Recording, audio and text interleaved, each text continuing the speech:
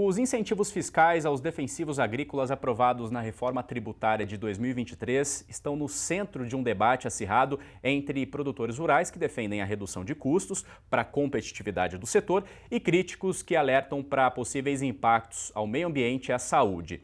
A medida constitucional 132/2023, que garante a redução de 60% na alíquota de tributos sobre esses insumos, foi questionada no STF por partidos que alegam violação ao princípio do meio ambiente ecologicamente equilibrado. E para esclarecer esse tema complexo e os impactos práticos desse modelo tributário no agro brasileiro, a gente recebe aqui o advogado tributarista Leonardo Furtado Loubet. Boa tarde, Leonardo. Seja bem-vindo ao Planeta Campo. Boa tarde a todos. É um prazer contribuir aqui com o debate. Leonardo, os críticos a essa emenda apontam que a renúncia fiscal representa um retrocesso em termos de fiscalização ambiental. Como que o senhor avalia a relação entre benefícios tributários e a responsabilidade ambiental no agro? Olha, a pergunta eu penso que é o cerne da questão colocada. Parte-se de uma premissa de que o agro, no que toca aos insumos, especificamente aos defensivos agrícolas, estaria por agredir o meio ambiente.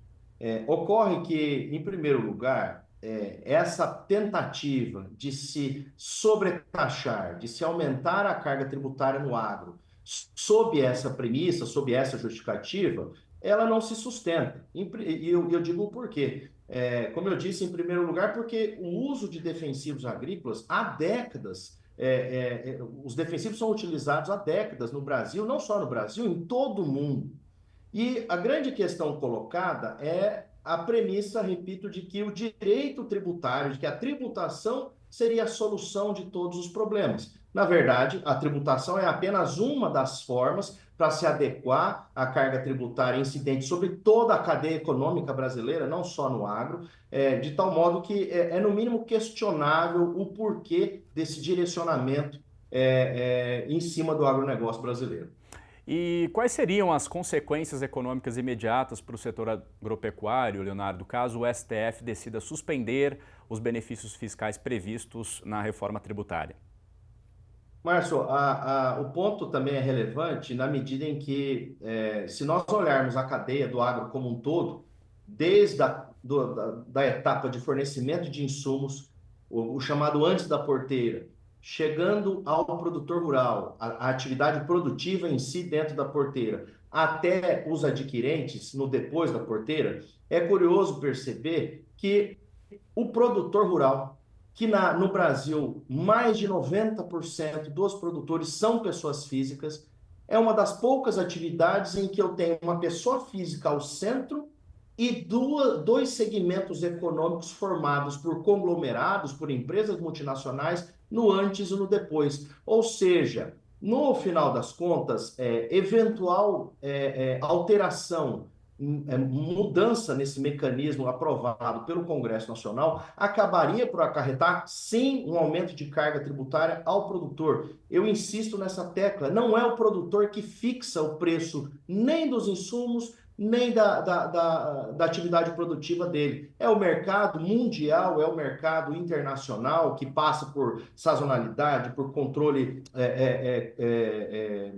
oscilação de dólar, enfim, uma série de questões colocadas. De tal modo que a alteração proposta de se sobretaxar, novamente, eu insisto no termo, o agronegócio, ou os insumos especificamente falando, acabaria sim por repercutir duramente no fluxo de caixa do produtor.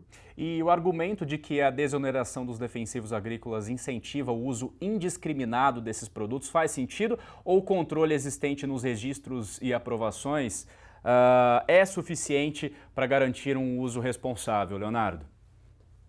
Olha, Márcio, aqui eu acho que também é um ponto decisivo. Eu tive a oportunidade de ler um partido político que está questionando a aprovação, né, através da reforma tributária, dessa redução. Vejam, olha, é importante frisar, é uma redução, ninguém está desonerando nada. Aliás, desde o Convênio 100 de 1997, portanto, há mais de 25 anos, já existia essa previsão. de redução, de desoneração dos insumos. Agora, os insumos serão tributados. Mesmo assim, busca-se, através dessa ação, uma equiparação como qualquer outra atividade, como a indústria urbana, por exemplo. Então, o ponto central aqui é o seguinte: a pergunta é: o produto é lícito ou é ilícito? Esse é o ponto. Por que se busca tributar mais? Se o produto é lícito, se o produto passa por uma série de certificações, por mecanismos de controle dos órgãos do poder público, simplesmente querer transformar isso numa carga tributária equivalente a uma outra atividade qualquer, na verdade, acaba por desdizer o que a própria Constituição estabelece. É a Constituição brasileira que determina que a agropecuária seja fomentada, seja estimulada, que os instrumentos fiscais sejam observados como forma de incentivar a atividade. Então, essa ação, na minha visão, com todo respeito a quem pensa em sentido contrário, acaba por ir na contramão de tudo que o nosso ordenamento jurídico já estabelece. O nosso sistema jurídico já estabelece que a agropecuária deve ser fomentada, de tal modo que equiparar, trazer para uma carga tributária cheia, acabaria por contrariar todas essas normas que buscam estimular a atividade. Leonardo, quero agradecer a sua participação aqui no Planeta Campo. O nosso tempo é curto, mas a gente vai ter oportunidade outras vezes de tratar desse assunto mais vezes. Muito obrigado, viu? Boa semana para você. Agradeço. Um abraço. Planeta Campo. Patrocínio. JBS. Há 70 anos alimentando o que alimenta o mundo. UPL, reimaginando a sustentabilidade. Apoio. SLC Agrícola, produzindo com eficiência e sustentabilidade. Infinity, gestão de resíduos. Associação Brasileira dos Criadores de Zebu, a BCZ de todos. Campo Forte, nosso forte é fazer você produzir mais.